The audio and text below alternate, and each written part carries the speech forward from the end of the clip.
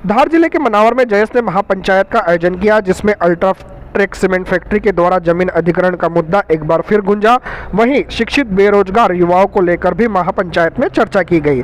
वहीं वक्ता डॉक्टर आनंद राय ने महापंचायत को संबोधित करते हुए मनावर विधायक डॉक्टर हीरालाल अलावा को जमकर कोसा और कहा कि डॉक्टर हीरालाल अलावा की मनावर से जमीन खसक गई है, इसलिए वह कुक्षी में महापंचायत का आयोजन कर रहे हैं। उन्होंने मनावर की जनता को जवाब देना चाहिए, परंतु वह अब कुक्षी की जनता को जवाब दे रहे हैं। और क्या कुछ कहा डॉक्टर आनंद राय ने मनावर विधायक डॉक्टर हीरालाल अलावा को लेकर, देखें यह खास रिपोर्ट। प्रांत न्यूज के लिए मनावर से अशोक पाटीदार के साथ में राजकुमार सिंह सोलंकी की रिपोर्ट।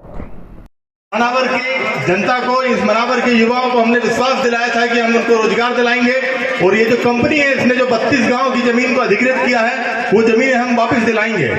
आप लोगों ने हमारी बात रखी, इस क्षेत्र से हमारे संगठन को एक युवा विधायक दिया, लेकिन कहीं न कहीं उस व्यक्ति ने हमको निराश किया।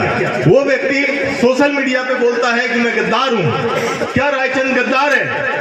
और मैं आपको बताना चाहता हूं कि एक कंपनी का कॉर्पोरेट सोशल रिस्पांसिबिलिटी फंड होता है, CSR। अल्ट्राटेक सीमेंट कंपनी का जो टोटल मुनाफा है वो इस साल 5,000 करोड़ रुपया था।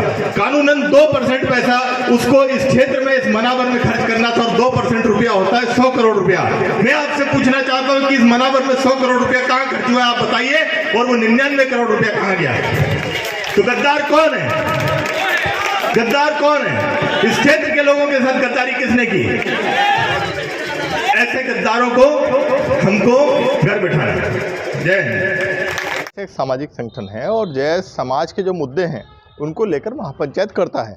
आप लोगों को जैसे पता है कि आज से 4 साल पहले सोंडुल में हम लोगों ने एक महापंचायत की थी, क्योंकि अल्ट्राटेक सीमेंट कंपनी ने 90 हेक्टेयर से ज़्यादा ज़मीन बिना ग्राम सभा के अनुमति के अधिग्रहित कर ली थी। उसमें 32 गाँव के लोगों से पूछा गया, उनकी सहमति ली गई, उनकी ज़मीनें छीन ली गई। तो वो एक बहुत बड़ा मुद्दा था।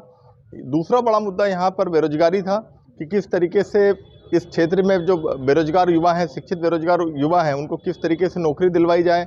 और अन्य जो मुद्दे हैं, पलायन जैसे मुद्दा है, सिलिकोसिस जैसे मुद्दा है, जो सीमेंट कंपनियां इस क्षेत्र में 4-5 जो खुल गई हैं, उससे सिलिकोसिस क्षेत्रों में हो रहा है लोगों को, और किस तरीके से युवाओं एक नया युवा नेतृत्व गढ़ा जाए।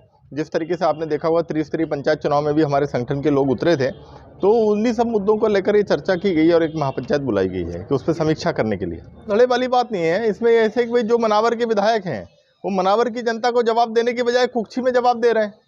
भाई उनको जवाब तो मनावर की जनता को देना है कि 4 साल में उन्होंने क्या किया, मनावर की जनता के लिए जो उन्होंने मुद्दे थे, जो उन्होंने वादे किए थे, उन वादों पर वो कितना खरा उतरे, उनका रिपोर्ट कार्ड तो मनावर की जनता देगी।